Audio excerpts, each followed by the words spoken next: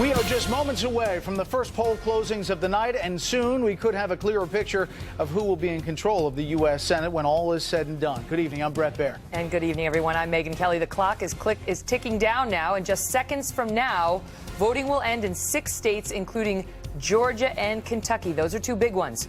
In Kentucky, Republican incumbent Mitch McConnell has been locked in a tight race with Democratic challenger Allison Lundergan Grimes. If McConnell wins this and his party regains the Senate, he will also get a promotion from Senate Minority Leader to Senate Majority Leader, or we expect. We should point out that part of the state has already closed polls, which is why you're getting some of the raw vote out of Kentucky about a half an hour ago. That's why we're getting some of that. The rest of the state will close in 7 seconds. That's a big one. Kentucky's a big one, and Georgia's a big one as well. That poll is also closing, so here we go. It's 7 o'clock here in New York, and we have big news to report now that the polls have closed in a half dozen states, the first batch in what promises to be a consequential election to determine who will control the U.S. Senate. We now have our first clues as to whether Barack Obama, who spent the first 2 years of his presidency with Democrats firmly in control of the House and Senate, will spend the last 2 years with Republicans running both chambers. Remember, President Obama once enjoyed a filibuster-proof majority in the Senate and a supermajority in the House. The first president to have such an advantage since Jimmy Carter. But in 2010, President Obama lost the House to Republicans. And tonight he is in real danger of losing the Senate as well, thanks in no small part to his own waning popularity. Of the 36 Senate races being held today, at least a dozen are considered competitive. Bottom line, Republicans currently hold 45 seats. They need to pick up a net gain of 6 to get to the 51-seat majority. We should emphasize that America will not necessarily know by the end of this night which party will control the U.S. Senate, with close races in North Carolina and Colorado. It might take actually days to sort out, especially since there could be recounts. If today's elections in Louisiana and or Georgia end up in runoffs, we actually might not know for months. Or we might know tonight. Or we might. But here is what we do know at this hour. Fox News can now project that Senate Minority Leader Mitch McConnell will win re-election to his Kentucky Senate seat by defeating Democrat Allison Lundergan Grimes, Kentucky's Secretary of State. This is a big win for Republicans because Kentucky was one of the few states where Democrats thought they had a chance of flipping a Senate seat from red to blue. It is also significant because if Republicans take control of the Senate, Mr. McConnell will likely seek to replace Democrat Harry Reid as the next Senate Majority Leader. A lot of money spent in that race. The other big news at this hour is that the state of Virginia, the Commonwealth of Virginia, the Senate race there between incumbent Democrat Mark Rauner and Republican challenger Ed Gillespie is too close to call. According to Fox News exit polls, this race is looking much closer than it did pre-election polling, in which Rauner, a former Virginia governor, held a months-long 20-point lead over Gillespie, the former chairman of the Republican National Committee. Gillespie eventually cut that lead in half, but now we're telling you that this race is too close to call. It's even closer. So stay tuned for updates on this developing story in Virginia. That is a headline grabber right there. Polls have also now closed in Georgia, but it is too early to call a winner in the closely fought race between Republican businessman David Perdue and Democrat Michelle Nunn, who is the daughter of former Senator Sam Nunn. If neither candidate exceeds 50% of the vote in Georgia tonight, that election will drag on for another 2 months, with a runoff set for January 6th. In other words, if no one gets more than half of the vote in today's contest to succeed Republican Saxby Chambliss in Georgia, it is at least possible that control of the entire U.S. Senate will not be decided until next year. But we should put the caveat. If Republicans have a good night, we could call that tonight, maybe later on. Meanwhile, in South Carolina, Fox News projects that Republicans will win re-election in not 1 but 2 Senate seats based on exit polling and the raw vote total. Senior Senator Lindsey Graham, who already floated the idea of a possible presidential bid in 2016, will easily dispatch of his Democratic challenger. And Fox News is also projecting the other race there. The junior South Carolina Senator Tim Scott will vanquish. That's wow, there's some flourish in this copy. Yeah. Democrat Joyce Dickerson in a special election.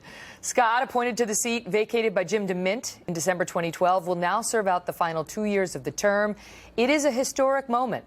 With his victory, Scott will be the first African-American elected to the Senate from a former Confederate state since the end of Reconstruction. So, What does that first batch of races mean for the balance of power in the next year's Senate? Well, let's start with the fact that there are no elections tonight in 64 Senate seats. So those 64 senators will remain in Washington and form the bulk of the new Senate. That breakdown is as follows: 30 Republicans, 32 Democrats, as well as 2 independents who caucus with the Democrats. So for purpose of our discussion here tonight, the balance of power effectively begins with 30 Republicans, 34 Democrats. And when you add tonight's GOP re-elections in Kentucky and South Carolina, the balance of power at this point in the evening stands at 33 Republicans, 34 Democrats. Basically, just keep watching those, and when one hits 51, then you'll know who has control of the Senate. Yeah, and we'll be putting up the net gain throughout the night. Right.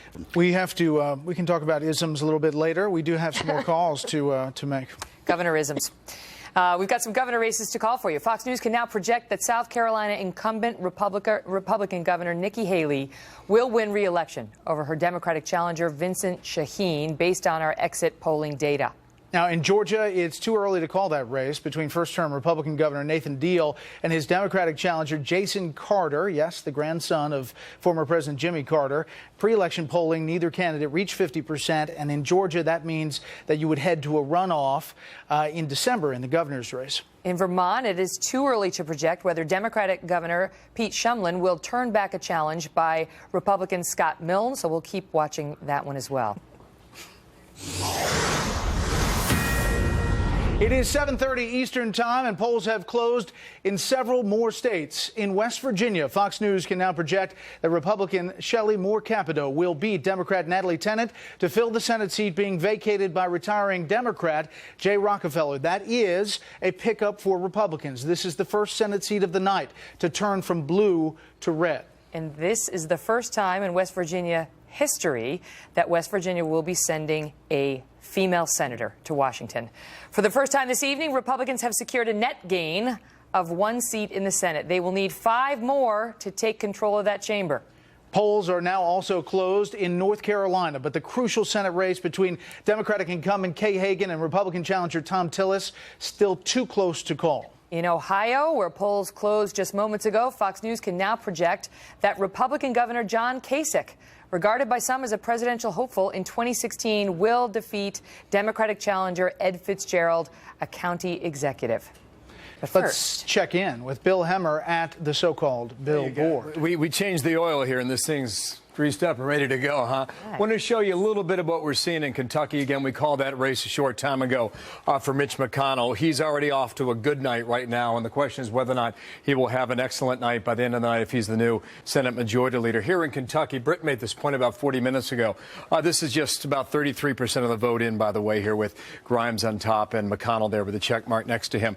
The eastern half of the state of Kentucky, this is coal country, as we were describing earlier, easily went to Mitch McConnell. And I just want to watch as we bleed over here into the state of Virginia, because we're watching this race with Ed Gillespie. The exit polling suggests that Gillespie was doing really well down here, Roanoke and toward the Kentucky border. We'll see whether or not that holds up, because Gillespie needs votes in that part of the state, because up here around Washington, D.C., well, this is Loudoun County, you get a lot of votes coming out of this county. It's only 2% at the moment, so it's very early. But this is where Mark Warner is going to drive up the vote in Fairfax County. It will be interesting to see how this issue plays in the state of Virginia. Mark Warner voted for Obamacare. We saw some exit polling that suggested that was not popular, especially among Republicans and a good number of independents. So we'll see whether or not that factors into the overall outcome there in the state of Virginia. Pop down here to Georgia. You need 50% of the vote. It's just right now starting to come in. Watch the area of Atlanta, Fulton County and Cobb County, Gwinnett County, DeKalb to the east of Fulton County, and we'll see how this shapes up throughout the night. And the map here, you see a little bit of red, a little bit of blue. That will fill in throughout the night. Blue for Democrat and red for Republican. The gray you see here, the slight brown, that's an indication right now that precincts and counties just have not reported the vote. So it's early there. On the closing map here, just want to point your attention to this. We are 22 minutes away from a critical state up here in the Northeast. This is New Hampshire, and this is Jean Shaheen and Scott Brown. Some of the vote totals you see right now, mostly absentee ballots that are being added up. It is very early in the night, but we will see this close in about 21 minutes from now. If Republicans can steal that seat from Democrats, it will be a very good night for the GOP. We'll find out shortly Perhaps. Back to you guys.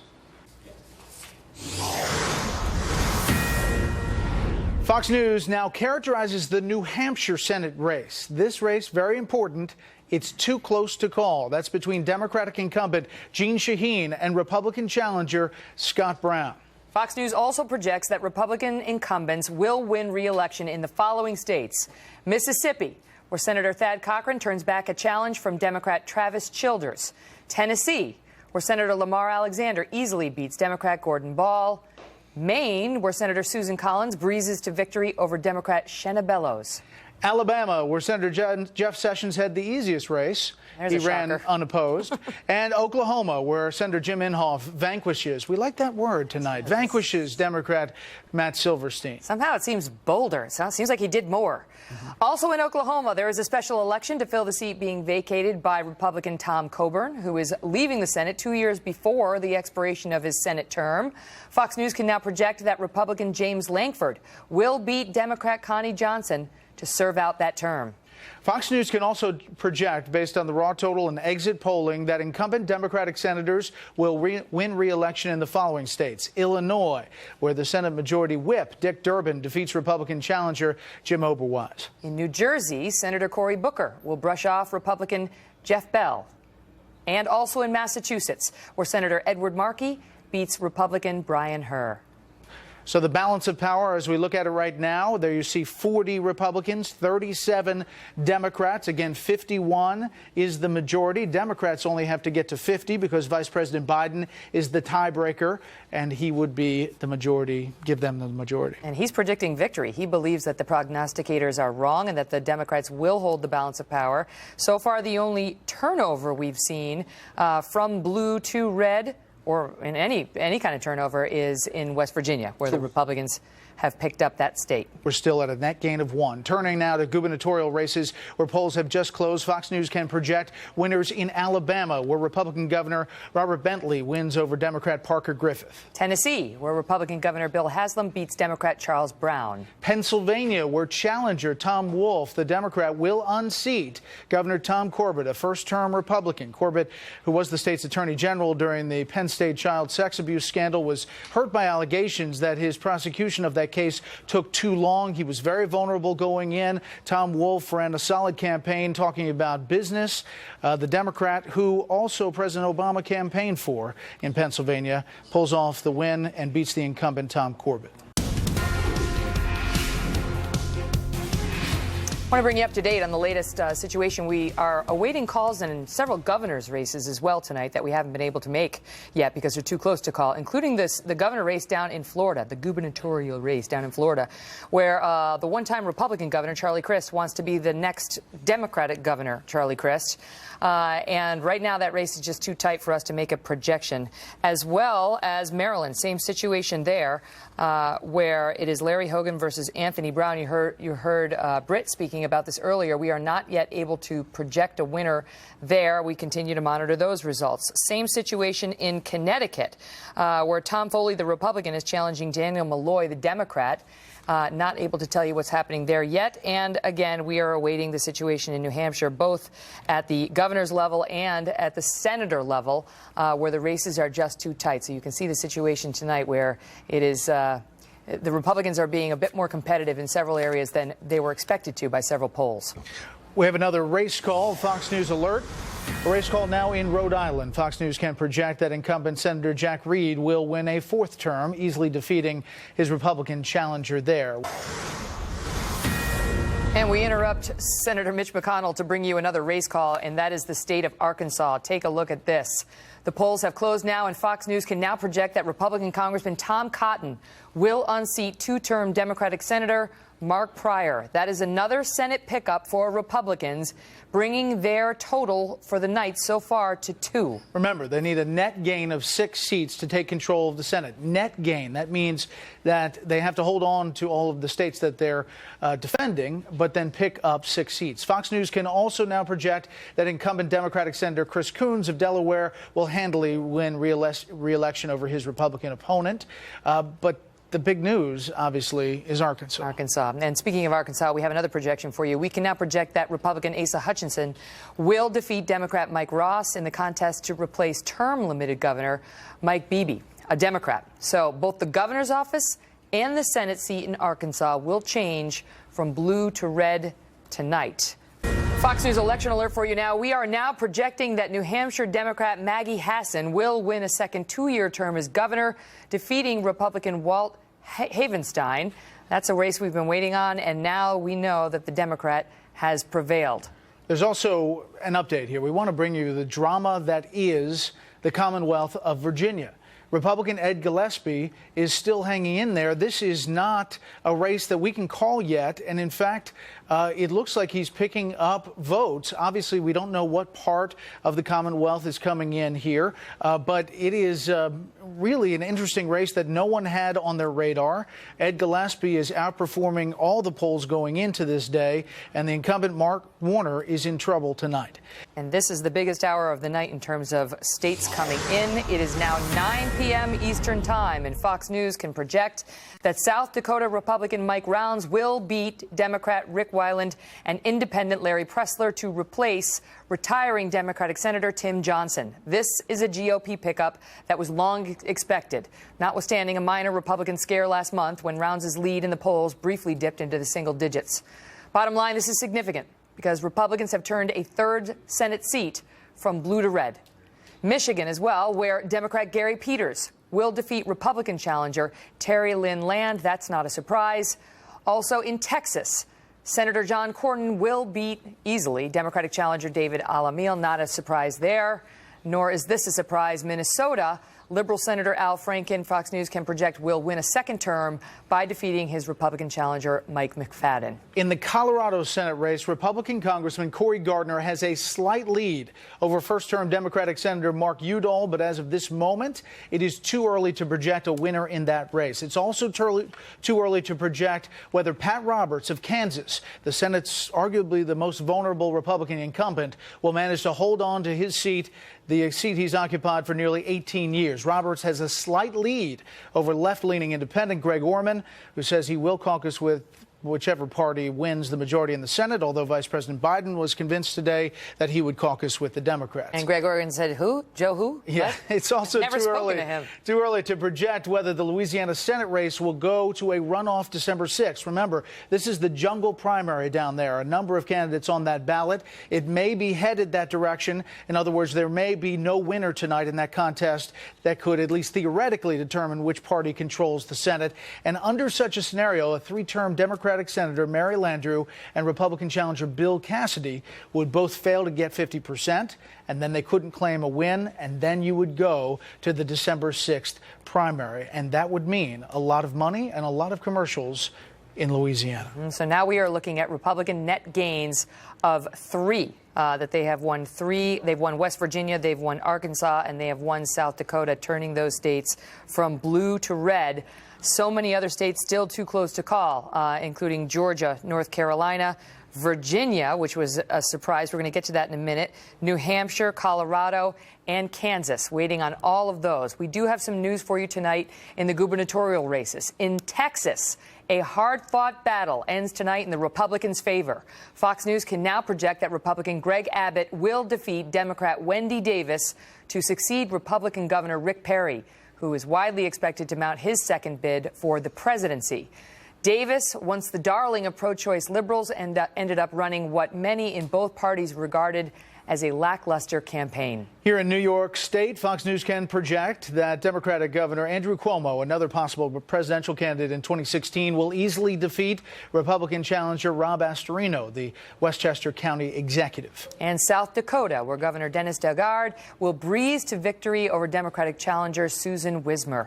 Fox News can also project, based on exit polling, that Minnesota Governor Mark Dayton, a Democrat, will survive a challenge by Republican Jeff Johnson, a former congressman. A couple of races there. The Michigan Senate race, not a surprise. The only race, though, that President Obama campaigned for a Senate campaign there for Gary Peters, and also probably one of the better run campaigns in Minnesota by Al Franken. Thought to be vulnerable. He wasn't in the end. But it's really the Commonwealth of Virginia that everybody is looking at, trying to get a gauge whether Ed Gillespie can actually win this race. Still too close to call. Let's check in with Bill Hemmer at the Billboard to take a closer look at the Commonwealth of Virginia. Good evening again. About 65 to 70% of the vote is now in Virginia, and this is really, it stunned a lot of people, frankly. Everybody, I guess, except for Dana Perino, right, Brett and Megan? I mean, she's been saying this race is going to be close for some time. What is happening inside the Commonwealth? Remember 5 months ago, Eric Cantor was stunned in Virginia. His district starts just north here of Richmond. It runs up to the northwest. That's district number 7. It is all red in favor of Ed Gillespie at the moment. 66% of the vote in. Gillespie with a 5-point lead. We pointed this out earlier. The western half of the state has gone overwhelmingly toward Gillespie. As it trails off toward the West Virginia-Kentucky border. But this is the area of the state we need to pay attention to. This is Fairfax County, outside of Washington, D.C. You're only at 37% of the vote. There are a lot of votes in this county. But you see Rauner down 18 in this county. We'll see how that number changes throughout the night. To the northwest, Loudoun County, that's a growing county. You can see him beating there at Rauner by about 2 points at the moment. But again, less than half of the vote reporting in that particular county. So we'll see what happens in Virginia. Pop down here to North Carolina. What is happening with Kay Hagan and Tom Tillis? This is the county I'm watching at the moment. This is Wake County. It's Raleigh, North Carolina. You've got about 79% of the vote in. You'll get 450, maybe 500,000 votes in this county alone. For Hagan to beat Tillis, it is largely thought that she needs 56% of the vote in Wake County. At the moment, she is right at that number in Wake County. We'll see how that develops. Down here in Georgia, you know you need to get 50% in order to avoid a runoff. We're going to see how the economy plays here, okay? It is #1 in the country in terms of unemployment. All the exit polling has shown us throughout the night that the economy, for Republicans, for Democrats, it doesn't matter. The economy was #1 on their agenda. When we come back, I want to show you northern Kentucky in a moment. There's going to be a lot of talk about Hillary Clinton and Bill Clinton tonight into tomorrow and the coming weeks. A very interesting find for how Mitch McConnell beat Grimes in northern Kentucky, where the Clintons just were 3 days ago. Brett and Megan, back to you. All right, Bill, thank you. You know, interesting about that Virginia race, as we wait for that Senate race. In Virginia, the Associated Press is calling a race for Barbara Comstock, the Republican, defeating Democrat John Faust. This is for the race for the Frank Wolf seat in Virginia. What it is it might tell us that that is boding well for Ed Gillespie, because that was a contested House race, and Barbara Comstock pulling that out. We should find out more about Virginia. One of the other states we are watching is New Hampshire, where there is a hard-fought battle for that Senate seat there. And while some are projecting that the Democrat has won in that race, Fox News is not yet ready to go there. That race is not over, according to our decision desk. We will bring you an update as soon as they're ready to call it one way or another. In the meantime, we want to bring you up to date on some big gubernatorial races, including the state of Florida, where, again, it is too close to call. Fox News projecting nothing at this point, other than they're still crunching the numbers between Charlie Crist, the newly minced Democrat, minted, thank you, and Republican Rick Scott. Also in Maryland, again, too close to call, and this is interesting. Blue Maryland, too close to call. Larry Hogan launching a very impressive campaign, the Republican, against the Lieutenant Governor, Anthony Brown. President Obama did campaign for the Lieutenant Governor there. You may remember those images of some of the people leaving the stadium as the president was talking. Maryland is not as blue as it was if this race is too close to call. Also, we are keeping our eyes on Wisconsin right now, where that gubernatorial race is still too close to call. Scott Walker is trying to fend off a challenge from Mary Burke, and this is a man who's been challenged repeatedly. You recall he fended off a recall and is now facing voters again. The inside word was that they were a little concerned in the Walker camp today going into the vote, but so far tonight it is too close to call, and we are not yet ready to project a winner. Mike, thank you. We've got breaking news. Fox News can now project a Republican win in the open Senate seat in Nebraska. Based on early vote returns, we expect University President Ben Sasse to beat Democrat David Dimina. a lawyer who's fighting the proposed Keystone Oil Pipeline. Sass was expected to win. He will replace Republican Senator Mark Johans, who did not seek a second term. Also in Nebraska, Fox News can project that the Republican Pete Ricketts will beat Democrat Chuck Hasselbrook to replace Republican Governor Dave Heineman, who's retiring after a decade in office. We are watching results as they're coming in, and the Senate race in Virginia is still too close to call. We are monitoring that, and soon the polls will be closing in one of the most talked about states in any election. We will have a live report from Iowa. Got some news for you out of Wisconsin right now. Fox News is characterizing the gubernatorial race between Republican incumbent Scott Walker and Democratic challenger Mary Burke as too close to call. Walker's often mentioned as a potential 2016 candidate, but if he cannot win his own state, his presidential prospects could dim considerably. Therefore, we're keeping a close eye on that. And just don't be confused, because you can see it shows he's got 68%, she's got 31%. But this is raw vote coming in. Plus, you know, we're looking at the exit polling, and we can't make a projection in that race yet. We want to show you a map that you may see in the background here over the panel. This is the heat map. This is the Senate heat map. It toggles between the House and the Senate. As different counties come in with the vote, Republican or Democrat, they are filled in here. Red, obviously Republican, blue, Democrat. And you see the country fill in based on the voting in that particular county. So there's the House heat map. Now, the House, we haven't talked about a lot tonight, but Republicans are poised to pick up anywhere from 5 to 10, maybe even 12 seats tonight heading into this evening. And there are a number of vulnerable Democrats in House races. We will keep track of that and try to give you an update on how the House stacks up. But it's clear tonight that Speaker John Boehner is going to head back to leadership. Meantime, we are waiting for calls, Senate calls, which is really the story of the night, whether the GOP will take control of the U.S. Senate in several states, including North Carolina and Virginia. You can see Kay Hagan there, appears to be leading her challenger, at least so far. Mark Warner versus Ed Gillespie in Virginia, and the Republican Gillespie so far in the lead. It's tightening. We've got some actual business to get down to now, because we are projecting some winners in some races, including in Wyoming, where we are projecting that Senator Mike Enzi will defeat his Democratic challenger, Charlie Hardy. Also in Wyoming, Fox News projects that Republican Governor Matt Mead will beat his Democratic opponent. And in Oklahoma, Fox News projecting that Republican Governor Mary Fallin will turn back a challenge by Democrat Joe Dorman. And yet, no update on several of the key Senate races we continue to watch Senate tonight. races and gubernatorial races. We have a lot on the table, and we'll update just ahead. We are watching a number of races right now that have not yet been called, including in the Senate, where we are watching the Colorado race. Simply too tight to call between Mark Udall and Cory Gardner, although we are showing the Republican Gardner, the challenger, up as of now. You know, it's interesting because in Colorado, we have, if we go back to Colorado, we have early vote total about a lot in, because this is, remember, a new system out there, mail-in ballots. About 75% of the vote might be in by the time polls closed. Now we're still waiting, which means it's close, which may mean that Mark Udall has seen a little resurgence in the end as we got towards Election Day. My question is, what happens with those ballots? Where are they sitting from the time? Where do they get mailed? Where do they sit? Who controls them?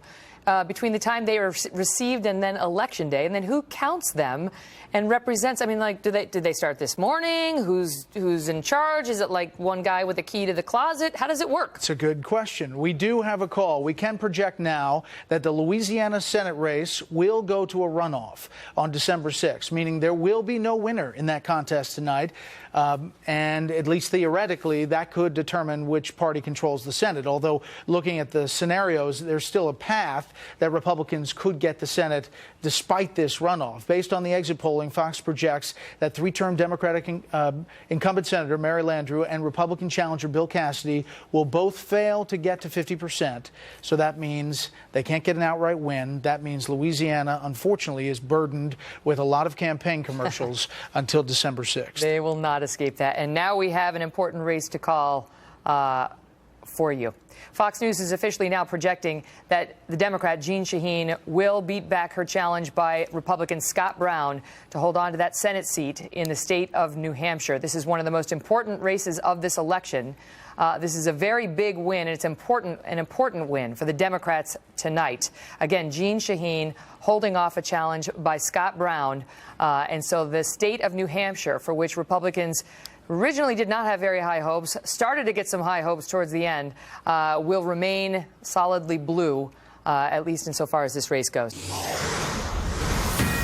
And this is a Fox News alert. The Fox News decision desk is now ready to project that in the state of Colorado, Republican Congressman Cory Gardner will oust first-term Democratic Senator Mark Udall in one of the most closely watched contests in this election cycle. This is a significant victory for Republicans because it turns another Senate seat from blue to red, bringing their net gain for the night to 4 pickups. You can see the number at the bottom of your screen. That's the important number. When they get to 6, if they get to 6, that is when they would attain control of the chamber. So on the right part of your screen, you see that raw total, the balance of power, 46 Republicans, 42 Democrats, as Megan said, a net gain of 4. I was out in Colorado. This was a race that was back and forth, very tight.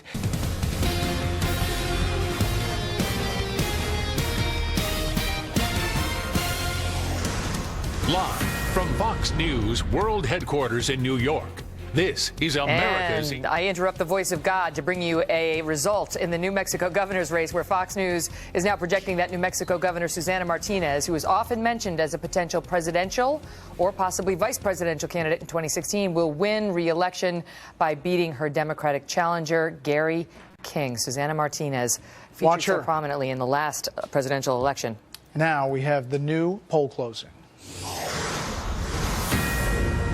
It's now 10 o'clock here on the East Coast at Fox News headquarters, and the Fox News decision desk projects that Republican Steve Daines will defeat Democrat Amanda Curtis in Montana, flipping control of the Senate seat there to the Republican Party for the first time since 1913. That is another pickup for Republicans in their bid to take control of the upper chamber. And look at that, net gain +5. Again, they need 6. Keep in mind, we still don't have results in other states, including Kansas, which is where the Republicans are trying to hold off a challenge. And if they lose that, then the number will go back down from 5 to 4. So, you know, just keep in mind when you see these numbers that it's still actually kind of early, believe it or not. Fluid. Want to move over to Iowa, one of the most closely watched races in the battle for control of the Senate, the contest between Republican Joni Ernst and Democrat Bruce Braley in Iowa. Still too soon to say who will win this Democrat-held seat, being vacated by retiring Senator Tom Harkin. But we can tell you that Ernst has a slight lead. That is how our decision desk is characterizing it. And as you take a look at the balance of power, there you see the breakdown, 47 Republicans, 42 as we've been ticking out through the night. And again, net gain of 5. There is some history being made in Iowa tonight as Fox News projects that Governor Terry Branstad will comfortably win a 6th term in office, defeating Democratic challenger Jack Hatch. The win will allow Branstad to set a new record as the longest-serving governor in American history, surpassing the 21 years from New York Governor George Clinton from 1777 to 1804. That's not really a trivia fact that, you know, comes to you really off the top. Those are good years. Those are good years. Governor good Clinton. Old time. 1777. 1777. Woo. Okay. All right. Moving over to Nevada. Too soon to project now whether Republican Governor Brian Sandoval will beat Democrat challenger Robert Goodman. Sandoval, a former federal judge, has been mentioned as another possible Republican national candidate for 2016, so we are watching that race as well. I just do not believe Gillespie's going to hang on and win in Virginia. Fairfax County still got 40% of the vote out, and I used to work that county, and we always held back votes, and it'll come in. You held them back? That's really comforting. Well, it was pretty easy to do, but so you were the guy with the boxes of ballots. This may well come down, believe it or not, this may well come down to Kansas, this whole thing. Wow. Drama. I want to go live to Bill Hemmer, who's at the billboard watching some of these counties for us. We're going to drill down a little deeper. Bill? Yeah, good evening again. I want to take you to 2 places right now that are frankly too close to call, trying to figure out what's happening in North Carolina. This is the most expensive Senate race in United States history. And Kay Hagan and Tom Tillis, the Democrat and the Republican, with 80% of the vote in. Tillis has a 1-point lead. I mentioned a while ago we were looking at Wake County here in Raleigh, North Carolina. Remember, before this election started, it was believed that Hagan needed 56% of the vote in Wake County in order to win and win re-election. Right now, she's at 55. That is razor tight. 10% of the votes still to come in Wake County. Go back in here one more time. This is Charlotte. This is Mecklenburg County. So you're right about a quarter of the vote in. So you've got a lot of votes still to come in Mecklenburg, and we'll see whether or not Hagan can hold or come back now on Tom Tillis. Let's pop out to Kansas right now.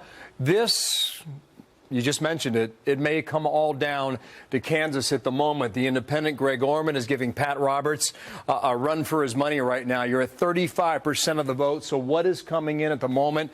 Look over here to Wichita. This county here, Sedgwick County, the most populated in the state. We're only at 6% of the vote, so that county has a ways to go here. Northeastern part of the state, this is Johnson County. This is the home county for Greg Orman, just a trickle right now, less than 1%. This is the suburbs of Kansas City, and you pop out here to Douglas County, similar to Pat Roberts, by the way, is from Shawnee County at 20% of the vote. Orman has a 2-to-1 lead right now on Pat Roberts. So we'll see as this comes in now in Kansas as we start to get some votes here. In Iowa, we'll just check on this quickly because it just closed a moment ago, but no information coming in for the precincts and counties throughout the 99 counties of Iowa. That screen will quickly fill in a moment. It'll turn red and blue depending on the vote results. Down here in Georgia, Brett, we were just talking about this. You have to get to 50% of the vote. At 57% of the vote counted, Perdue hanging on to a 57-41 lead over Michelle Nunn at the moment. There's a lot of counties around here in Atlanta, Georgia. We'll take Fulton County here and show you less than 1% of the vote coming in from the city of Atlanta. So that may factor into things tonight. In fact, we may not even be able to call Georgia tonight as we go throughout the evening. You mentioned Colorado. Some of the votes we're tabulating right now for the Republican turnout it's just downright impressive. You go into here, there's some of these bellwether counties like Jefferson County, where Gardner right now has a 2-point lead over Udall. You pop down here to Douglas County, heavily Republican. It's 2-to-1 for Gardner. Down here in El Paso County, you're almost at 3-to-1, 73-21% for Mark Udall, and that is where he has shown a lot of strength. Colorado, first time they've ever gone to a mail-in system, and they were tabulating votes, and the Secretary of State was putting out updates every 2 or 3 days. They had a pretty good handle on what was happening out there, and we called it a moment ago in favor of Gardner. At the moment, +5 if they hold Kansas, Republicans do. If they hang on to Georgia, and as you know, Louisiana is headed for a vote down the road, Megan. Hey, Bill, you've got other states on there. North Carolina, obviously, we haven't called. The path here, if they hold, Louisiana, we've already called as heading to the runoff. That's right. So that's December 6th. But Georgia, we can't call that it's heading into a runoff yet. So right now, they're net gain 5. They need a net gain of 6, but they might still have to hold on to. Couple things just to clarify that, Brett. You could get an Ernst victory here in Iowa. And if you do, that would put him at +6. But what happens in Kansas? Does Orman hang on? Does he defeat Pat Roberts? At that moment, the focus of the country will really come out here to the state of Alaska. And Alaska does not close until 1 o'clock in the morning East Coast time. And in that race, you've got Dan Sullivan giving Mark Begich a pretty good run for his money out there in Alaska. And if it is tight in Alaska, if it's really close, a lot of the rural areas, it takes some time based on history in order for that vote to come in and that vote to be counted. So if we're hanging on that number of +6, Alaska could decide it late into the night, early into Wednesday morning, or possibly beyond that. Yeah, I mean, it's taken 2 weeks sometimes, some of those rural places in Alaska, to get those ballots in. Okay, Bill, thank you. And breaking news from the Fox News decision desk. We can now project that Republicans not only will retain control of the House of Representatives, but will also gain about 10 seats, reversing some of the losses the GOP experienced in 2012 and restoring the party to a majority similar to its historic victory of 2010. Again, Republicans retain control of the House of Representatives and will add about 10 seats tonight. And that is significant because 10 seats is almost to the big level that they've ever been in back in 1946. They needed to pick up 12. That's still possible tonight. But if we're saying about 10, you would have Speaker John Boehner with much more power in the caucus, and the House will be decidedly Republican. And it's going to be interesting to see how that plays in the balance of power in Washington. Absolutely will. If I'm not mistaken, that is the year The Wizard of Oz was released. It's been that long since any party held that big a majority. Wow. It's in the briefing book. Just read it. Great release of John Boehner from the Tea Party. I mean, now he has enough working majority without him to work necessarily with that group. So. Hey, it's a big night. That's a bigger story in many ways. Great release of John Boehner from the Tea Party. That's what Bob Beckel says it means. That's interesting, Bob. Listen, we're also watching these other state races, and they're coming in one by one, including one in Rhode Island now. Also in Rhode Island, Fox News can project that the state treasurer, Gina Raimondo, a Democrat, will beat Cranston Mayor Alan Fung, a Republican, to replace retiring Democratic Governor Lincoln Chafee, former GOP senator. That is significant. Fung thought he had a shot there, Rhode Island governor, but we're calling that for the Democrat. Thank you. This is a Fox News alert, and a big one. In Wisconsin, Fox News can now project that Republican Governor Scott Walker will win re-election by beating Democratic challenger Mary Burke in what has been a nail-biter of a race for the GOP. This victory really boosts Walker's presidential prospects, speaking of presidential prospects, in 2016, since it would have been difficult to seek a national office, obviously, if he hadn't won this state. Shannon, thank you. And in New Mexico, Fox News can now project that Democratic Senator Tom Udall will turn back a challenge by Republican Alan Way, a former Marine colonel. This was one that popped up late, and actually we thought Way might have a chance. Yeah, but as it turns out, it was not to be. No way.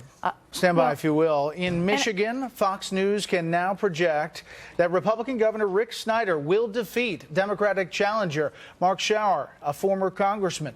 This was a close race. Another governor tonight. Now, you add this, Michigan and Wisconsin. These are two Republican governors who challenged the establishment in their states. All right, we've got a race call to make for you now. Fox News can now project that Republican Doug Ducey will win the governorship of Arizona. Ducey, the state's treasurer, will defeat the Democrat there, Fred Duvall. So there we see another Republican winning, although obviously this state was held by a Republican governor. Former CEO of Cold Stone Creamery. This is a Fox News alert, and a big one. In Kansas, Fox News can now project that three-term Republican Senator Pat Roberts will survive the political scare of his life tonight by beating independent challenger Greg Orman. Coming into today's election, Roberts had been the GOP's really most vulnerable senator incumbent, so this victory is huge tonight and a huge sigh of relief for Republicans whose plans to take over the Senate would have been a lot more difficult with a independent in Kansas. This is a big deal. This means that the path to get to 6 pickups is a lot easier. The net gain of 6 needed. Kansas was one of those blocks that Democrats really thought they could have. This is a Fox News alert. In Georgia, Fox News can now project that Republican David Perdue, former CEO of Dollar General, will beat Democrat Michelle Nunn, daughter of the former senator from Georgia, Sam Nunn, to replace retiring Republican Senator Saxby Chambliss. Perdue, who almost never attained 50% in the pre-election polls, will tonight exceed that threshold and thereby avoid a runoff January 6th, according to the raw vote total as well as the exit polls. So again, a huge win for Republicans. No runoff in Georgia. David Perdue, the Republican, wins outright in a very tough-fought battle in the state of Georgia. Michelle Nunn was believed to be the strongest, or one of the strongest, Democrats as we tick down now to the closing of polls in the 11 o'clock Eastern hour. And still no call in Iowa. In the Iowa Senate seat, at least not yet.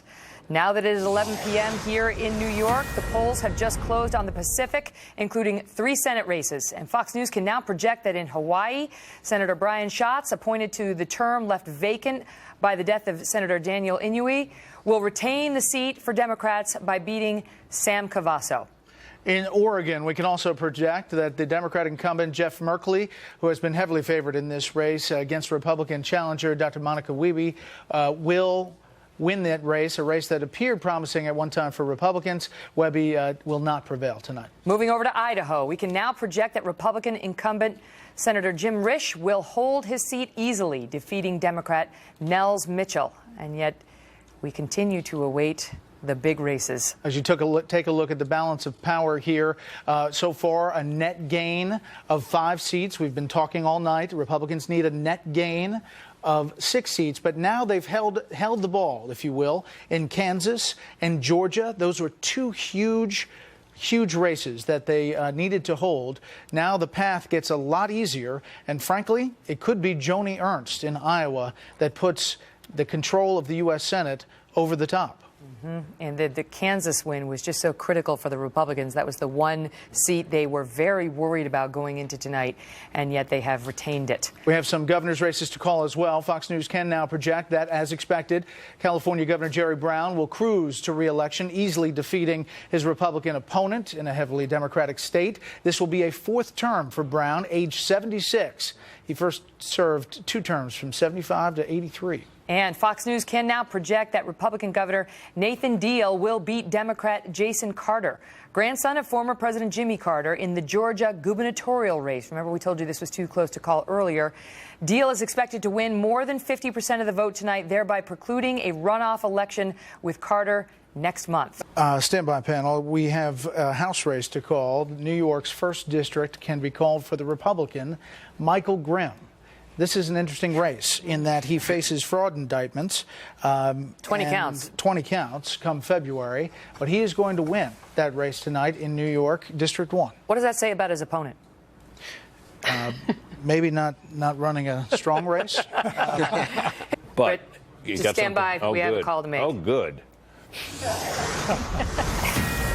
And it is in the all-important Iowa Senate race. Fox News can now project that Republican Joni Ernst will beat Democrat Bruce Braley, thereby giving Republicans control of the United States Senate and dealing a major blow to President Obama's agenda in the final 2 years of his term.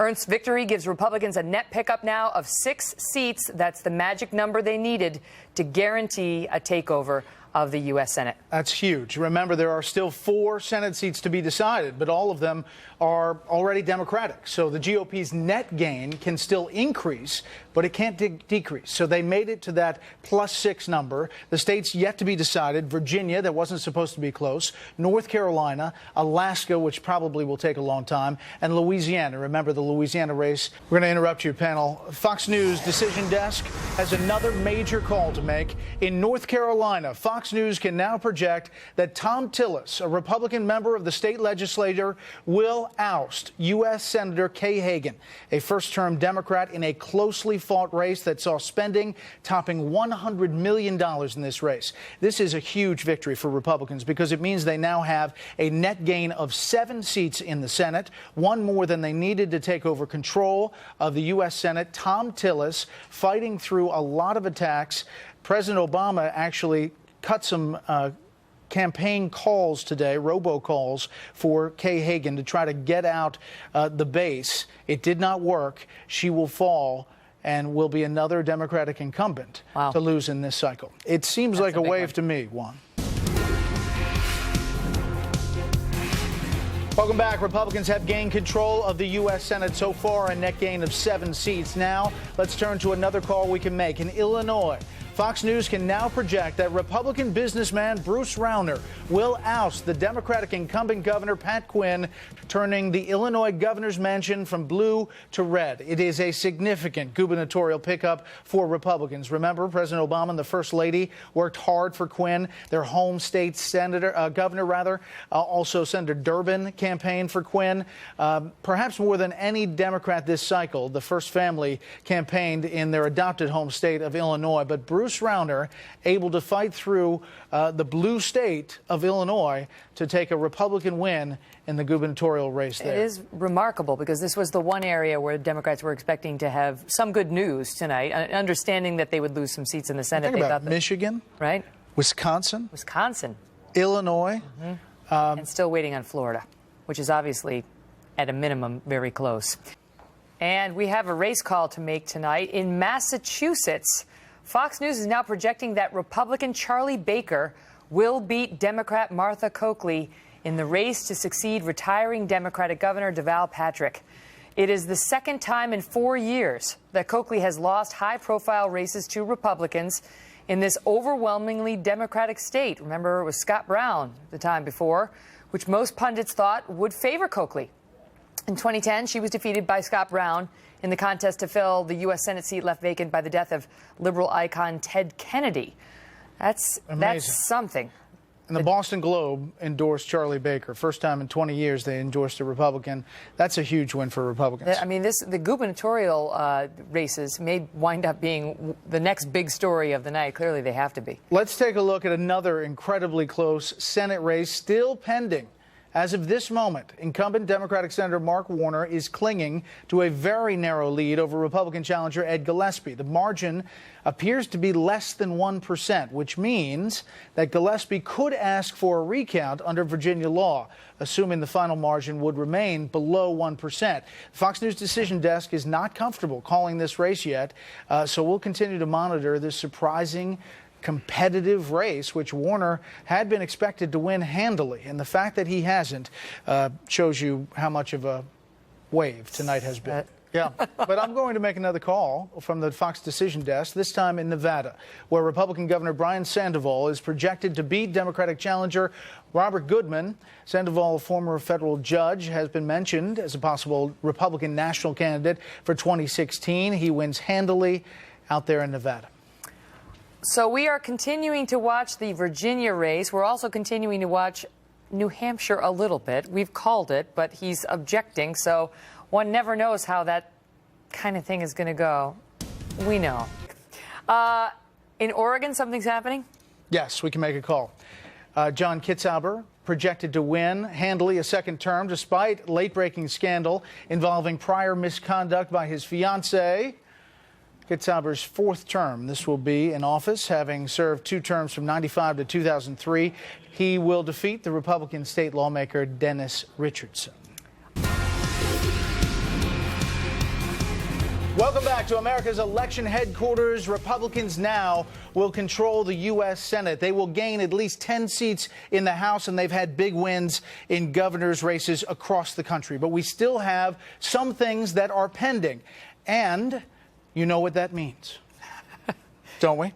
We've been through this before. I think so. I think it's time for a little trip down, thank you, Brett, to the decision desk, and we can see our friends from, you remember, last time. Thanks, Brett. I got it. All right, here we go. You know the walk by now. Let's see how it's changed in the past couple of years. Thank you for that, Chris. See what they're up to and see why we can't make a decision on Virginia. And Mr. Rove, you were the cause of this the last time. Don't think you can hide. Little cowboys back there. We're following you. Just be glad it's not you this time. We're following you. Yeah, thank your lucky stars. They're not looking for us, Carl. No, you're safe this time. This time, actually, it was Scott Brown who challenged the Fox News Decision Desk, which is just never a good idea.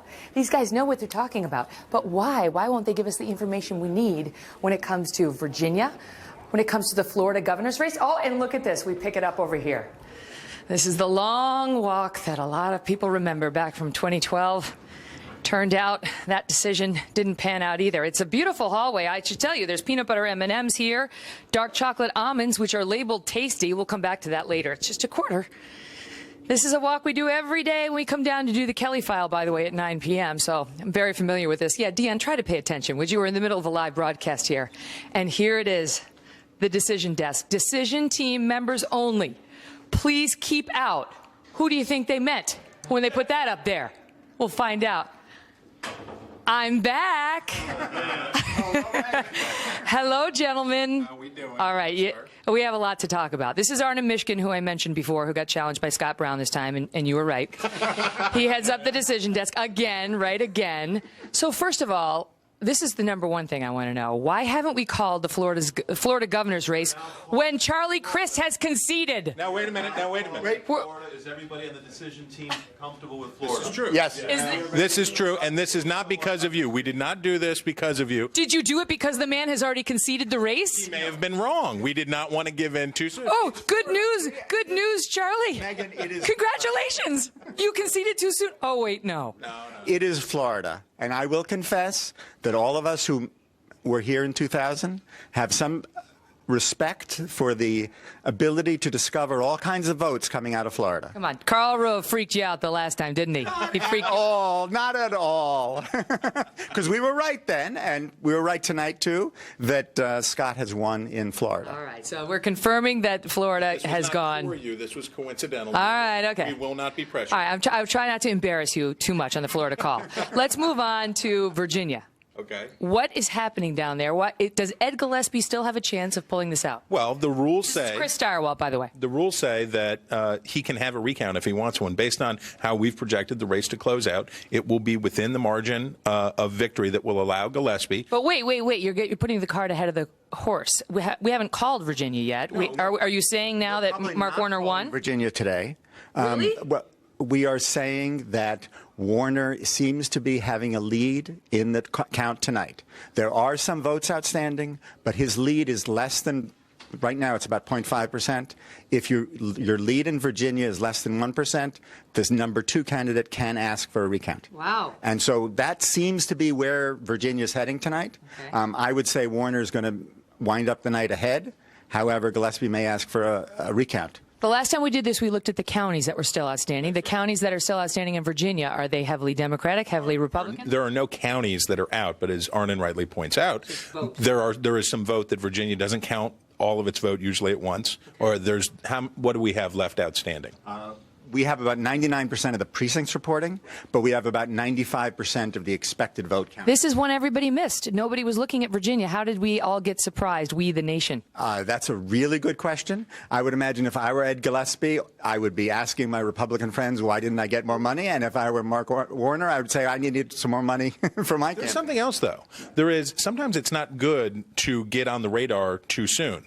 And we saw that with Republican candidates in Minnesota, in Oregon, that when attention was paid and the money started being spent, they withered and died. In Gillespie's case, perhaps not being taken seriously by anybody but Dana Perino, essentially, for a long time, was good for him because it let him sneak up on it. All right, here's my next question. Maryland governor's race. Why haven't we called that? What's happening? Why are you saying, I'll let you take that one. What? Maryland's governor's race looks like it's ripening up, but there are a couple of precincts that are still, counties that are still outstanding, and they literally the D.C. suburbs, east of the D.C. suburb, Democratic areas, and so it may, we want to be a little cautious so there. You're not going to give us a hint or a forecast, as Justice Ruth Bader Ginsburg says? I think the Republican clearly is advantaged, but we're going to see what happens as the vote keeps coming in. All right, and that is another amazing result. Yeah, but that big sleeper races of the evening. Maryland, Massachusetts. I mean, what's happening here tonight? Well, look, when you're going to have a good Republican night or a good Democratic night, the other party may want to stay home if they don't think they're going to win. That may be a suppressant. I think the other thing that's going on here, and this is true in Maryland, I think this is true in Massachusetts, when people become concerned about, on the state level, if there is overspending or if they think that there is a fiscal problem, sometimes they want even in very Democratic states, and Massachusetts does this with some frequency, says, okay, let's go for Romney, Bill Weld. They flip back to the Republicans as a estoppel against when Democrats make estoppel. It's taking me back to my law days. You better watch her. I'm going to lock in your testimony and then impeach you with your prior inconsistent statement. All right, here's what I really want to know. Here's what I want to know.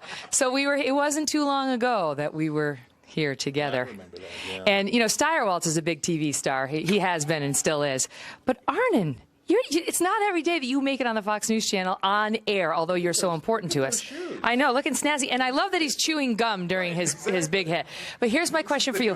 How has life changed for you since you first became a star back in 2012 during the presidential election? I've gotten to sign a lot of autographs at family dinners. Nerd number one. Seriously, Nerd number one. How often do you get asked about that moment? Whenever I give a talk, whenever I am anywhere, people want to know about you, but they mostly want to know about that speech. They want to know about that moment, because it was sort of the time that, I don't know, I'm always proud to work for the Fox News Channel, but I've never been as proud as I was exactly that night. That was a really great moment for us. Made me happy. That's nice. And there was a little bit of consternation when the call was challenged, but you guys, it was Ohio. You realized you called Ohio President Obama. You were calling the presidency, but you knew you were right.